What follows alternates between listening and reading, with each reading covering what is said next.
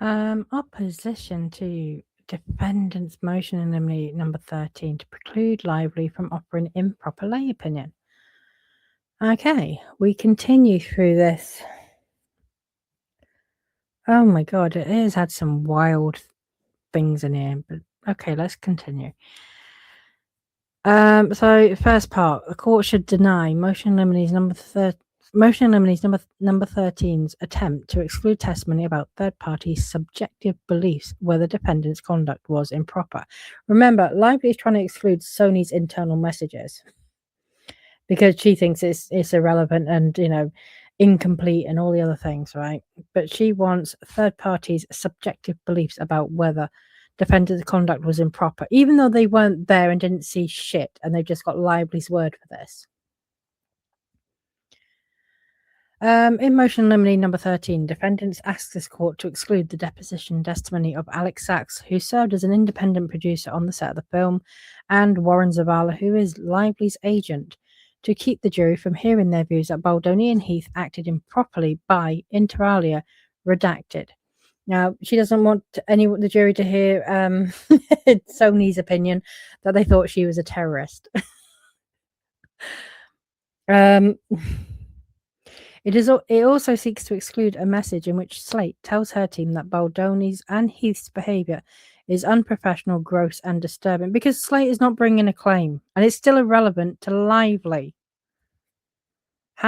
Anything that Slate experienced does not mean that Lively experienced something. Notably, defendants implicitly concede that such evidence is relevant, which they must, because, as the court explained, proving that Lively reasonably believed Wayfarer engaged in harassment contains both a subjective and objective component. Yeah, but it's Lively's subjective component. It is not anyone else's. It's not any Tom, Dick, and Harry's subjective opinion based on one side of the story and cherry-picked evidence. This is what Lively's not getting.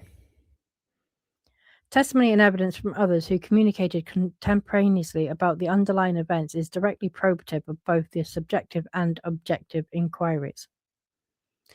Conceding relevance, defendants attempt to exclude such evidence pursuant to Rule 702, but this analysis supports the opposite conclusion, that the evidence is admissible. The court should reject defendants' arguments to exclude the testimony of Sachs and Zavala, as well as Slate's message, for the reasons discussed below. First, as discussed, motion in limine oppositions number 1 and 11. Slate is an eyewitness who experienced and observed sexually harassing and gendered conduct from Heath and Baldoni on set, and independently decided, based on her own experience and observations, not to promote the film with them, a decision she shared with her own team in June 2023, well before the period defendants now attribute to Lively's supposed influence. The June 4th, 2023 message defendants seek to exclude reflects Slate's contemporaneous discussion with her team about the basis for her independent decision not to promote the film with Baldoni and Heath, namely because she found their conduct to be unprofessional, gross, and disturbing. It is compelling evidence that directly refutes defendants' claim that Lively orchestrated opposition to Baldoni, and that their retaliatory actions were reasonably defensive, by demonstrating that, in fact, their own actions created the PR crisis allegedly underpinning their so-called defensive measures. And it is also highly probative of Lively's subjective and objectively reasonable belief that Baldoni's and Heath's conduct was unlawful. No, because Lively was not party to that message between Slate and her manager. And it is completely irrelevant to Lively. And also, Slate is just another fragile woman. There is no basis to exclude this critical evidence, not critical, under Rule 701, because it is not lay opinion and in any event satisfies the requirements of the rule. The same conclusion applies to the testimony of Sachs and Zavala about their view of Baldoni and Heath's conduct, which is also highly probative of Lively's subjective and objectively reasonable belief that their conduct was unlawful, refutes defendants' claim that Lively orchestrated opposition to Baldoni and that their retaliatory actions were reasonably defensive and is squarely admissible. If they put Warren Zavala on the stand, I don't know if he's planning to do deposition testimony or live testimony, but if they, I have no doubt if he was to offer any testimony, Wayfarer would get into the Ryan Reynolds text messages. They would. And, also that Lively actually lied and tried to say that she wasn't responsible for the firing of the first AD. And then there was text messages there between Zavala and Ryan Reynolds where they found out in real time that actually she was. That wasn't true. So they would just say, well, hold on a minute. Were you told that Lively had nothing to do with the firing of the first AD? Did you believe that wasn't the case? And you tried to defend her, but then you found out that actually that wasn't true. Is it conceivable that anything else that Lively has told you may not be true? That's where that questioning will go. And then they'll have him cornered. As discussed in Motion in Limine Opposition Number 1, based on Sachs's experiences, observations, and contemporaneous communications with Lively and Slate, she developed concerns about the absence of any meaningful HR structure on set and the obvious problem that Baldoni and Heath were the only people to whom complaints could be directed. Recommended that Wayfarer investigate concerns on set, which it refused to do so, determined that Baldoni should be removed as director, and that Heath should not be allowed on set, concluded that she would not work with Baldoni or Heath again, although she would work with Lively, and like Slate, independently decided she did not want to attend the premiere with them. But again, that's lay opinion. I mean, who is she to make a decision that Baldoni should be removed as director? Or that Heath, who was also a producer alongside Alex Sachs, should not be allowed on the set? Who is she to make those fucking decisions?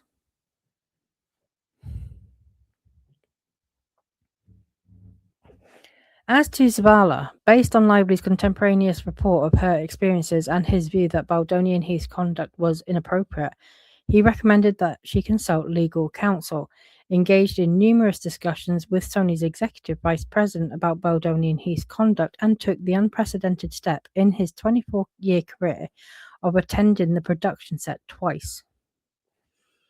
There is no basis to conclude this evidence under Rule 701.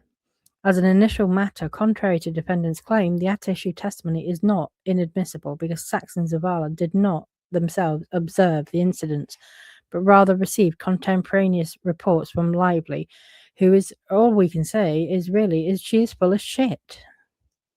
I mean, there we go then, Lively told them, so therefore this is their opinion based on what Lively said is admissible as evidence.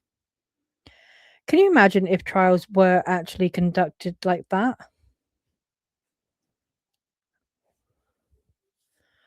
Rule 701 requires that only the evidence be Rule 701 requires only that the evidence be rationally based on the witness's perception, which the advisory notes explain means based on first-hand knowledge or observation.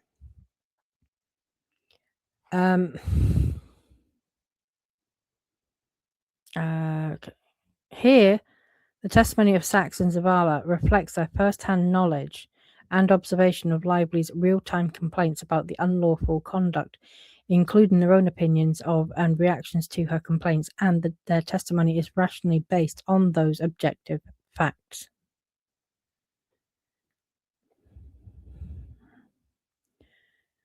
For the same reasons, their testimony is also helpful to the jury, contrary to defendant's claim.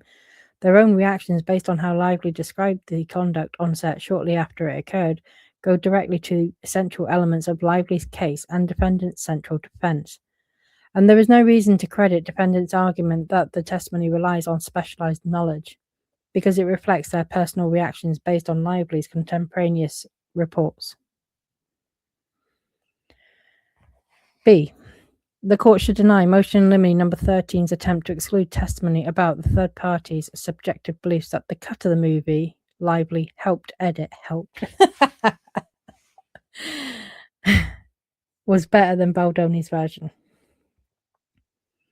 There is likewise no basis to exclude evidence that Hoover, Greenstein, and Slate believed that the version of the film that Lively helped edit was superior to Baldoni's version, based on their own perception from their screening of the competing film cuts. Well, okay then. Your friends prepared yours over and above the audience tests that scored, Baldoni scored higher than Lively. It is irrelevant that she has managed to get people and wowed them into agreeing with her. What about the test audiences who had no idea whose cut was whose? They did not prefer Lively's. So saying, well, my friends preferred it is not enough here. This testimony directly refutes defendants' claim that Lively coerced Sony. They've seen the fucking text. Sony say that Lively coerced Sony. Oh, my goodness. This testimony directly refutes, but in my opinion, in Leanne's opinion, does not help Lively whatsoever. Directly refutes defendants' claim that Lively coerced Sony to release the version of the film she helped edit by threatening them. You literally said it's done. As far as I'm concerned, it's done. As far as Taylor's concerned, as far as Colleen Hoover's concerned, mine wins. Even though Josh Greenstein was saying that he was trying to tell you that yours performed worse. We've all seen these messages, right? I mean, I don't know what Lively is thinking here. They're going to show that. This is why she wants the internal. She wants the messages between Sony, out, so she can try and just make up shit, and say, well, there's no evidence that they used my cut because I threatened them. Your friends literally contacted Tim Rothman. Colleen Hoover contacted Tim Rothman and demanded that they run with Lively's cut. And for all we know, that was successful. What a load of shit. If the court permits defendants to introduce such evidence during trial, then evidence showing that the actual reason Sony released that version is because the consensus was that it was better than Baldoni's version is highly relevant and admissible. The court should reject defendants' claim that Rule 701 precludes this evidence based on their conclusory assertions. Nor would applying Rule 701 make sense because the testimony reflects these witnesses' state of mind at the time of the events in question, and personal opinions based on personal knowledge of contemporaneous events is not lay testimony. I think she's going to struggle to get this one in. I would hope so. Anyway, this is just absolute bollocks. Even if Rule 701 had any applicability, its factors easily are met here because their testimony about the superiority of the version Lively helped edit. I can't get over the fact that she's trying to frame it as she helped. No one asked you, Patrice. Has anyone ever seen How I Met Your Mother? When Robin Scherbatsky then keeps shouting at that woman, nobody asked you, Patrice.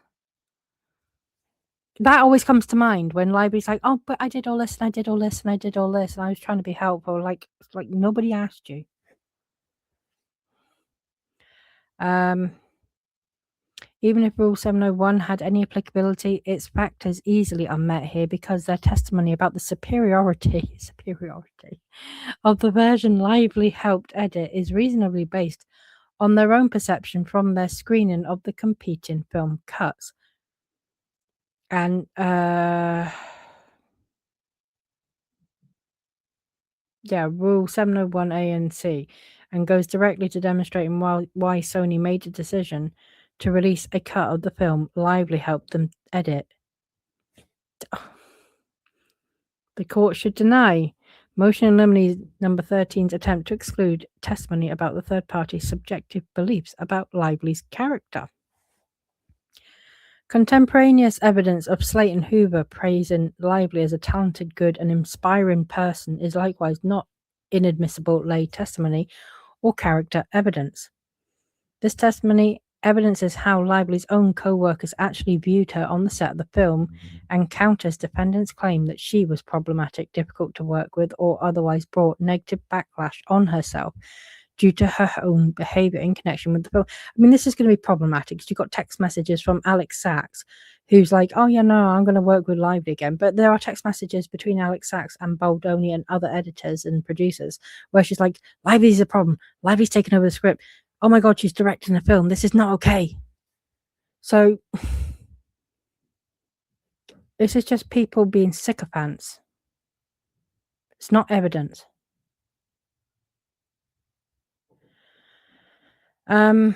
This is not character evidence because it's not offered to prove that on a particular occasion Lively acted in accordance with the character or trait that Slate and Hoover describe, but to prove how Lively was actually perceived contrary to defendant's narrative.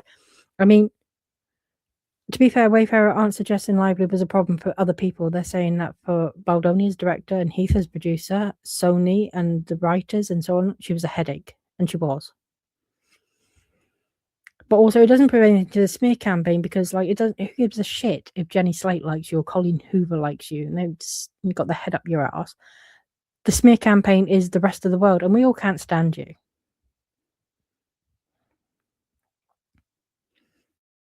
As discussed above, the fact that these witnesses had positive opinions about Lively does not make them lay opinions, as opposed to reflections of their own state of mind.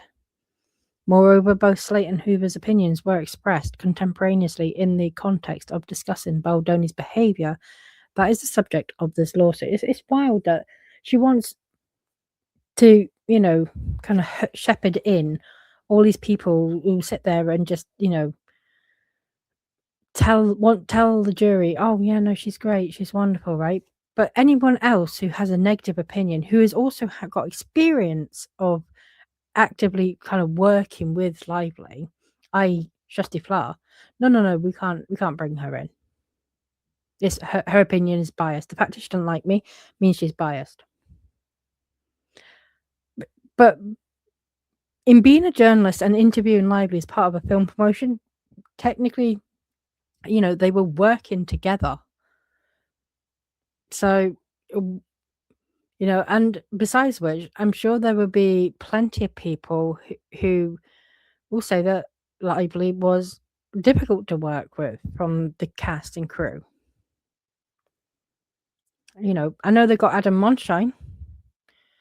And I know Wayfarer got Ange Giannetti. Again, she's a terrorist.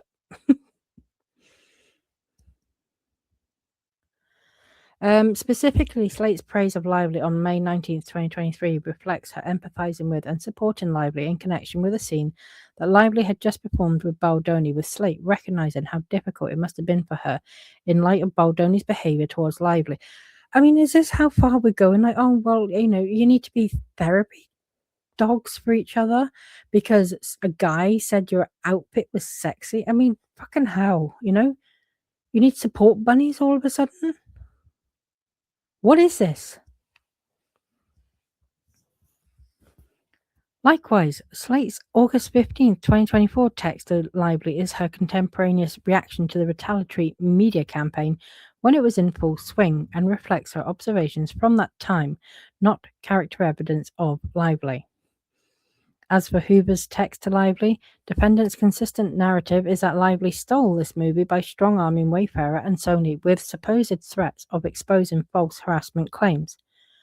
Hoover's text reflects the reality, which was that Hoover and Lively worked hand-in-hand on the Sony edit and that both of them wanted to influence the film's narrative and both of them were responsible for the final cut. Since when has it been... Now she's saying that Colleen Hoover was equally involved in the cut. So where's Colleen Hoover's PJ mark then? Did Lively write a letter to support that?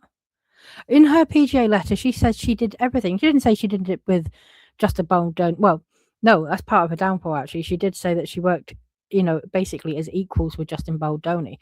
But she lists over 70 things that she did, right? There is no mention that she did it with Colleen Hoover, other than Colleen Hoover sat in the studio because, she wanted to be able to basically say, well, I worked with the film's author to stay true to the book. Except Lively's version was not true to the book. That's what's annoying me. And I feel like Colleen Hoover has just sold out. But I'm not surprised, though. I don't think that Colleen Hoover believes in her book. Colleen Hoover certainly hasn't experienced any effects from domestic violence, right? Because in the book itself, right, it was a little like epilogue, and she actually says, well, my parents divorced by the time I was 3 years old. Well, how much can someone remember of, it's not like she grew up with her dad being abusive to her mum. I don't doubt that her mum experienced domestic abuse. I don't. But how that impacted Colleen Hoover and how she was affected by it, and why that puts her in a position to write about it from a place of authenticity, I question that, because at 3 years old, how much do you remember? And that's why I feel like, I do feel that Colleen Hoover is not the right person to be writing themes on domestic violence. Too often she's tried to romanticize it, and trust me, there is nothing romantic about domestic violence. Right? The only part that becomes romantic when you're in a domestic violence relationship is the part where they come with flowers promising you that they'll change, and you want to believe them. But it is not true romance. It is manipulation. And Colleen Hoover would understand that if she actually had any experience remotely of domestic violence. And I'm telling you now, if Colleen Hoover gets on the stand to talk about her perception of sexual harassment and what Lively went through, they are going to grill her on her son. They're going to bring up the fact that her son was accused of sexually harassing a minor. And when it was brought to Hoover's attention, she dismissed it, the young girl. She downplayed it. She even called her a liar. So, yeah, sure, by all means, put Colleen Hoover in a deposition, testimony, or live. I don't care. But that is going to come up. And it's not going to make Lively look good. Same with Jenny Slate, right? The fact that she used to hit Chris Evans is going to come up. Whether, because Wayfarer are entitled to attack the credibility of witnesses. So, yeah, sure. Put these people on the stand if you dare, Lively. Right. The August 10th to 2024 text chain is a profound expression of the culmination of that joint effort, in which Hoover praises Lively for the film's weekend box office success, and Lively responds, I have one note on your above text. Swap every you for we. This is us. It starts right here with you and me. It ends with us. I couldn't love and appreciate you more. This text chain is not character evidence. It is highly probative and corroborating of Lively's experience, and would be prejudicial to her if defendant's destructive narrative could not be rebutted by this contemporaneous communication. Wow, that's just absolutely mental. Okay, I don't think she should be allowed to get all of that in, and for all the reasons I've said as I was going through that, so I won't rehash it. The next video is her opposition to Wayfarer's motion limine number 14, which is to preclude speculative evidence about the use of bots. And this is going to be important because Lively hasn't proved anything of the kind. She hasn't actually proved there were any bots being used to do whatever digital online, smear campaign that she thinks was happening. So we'll look at that next.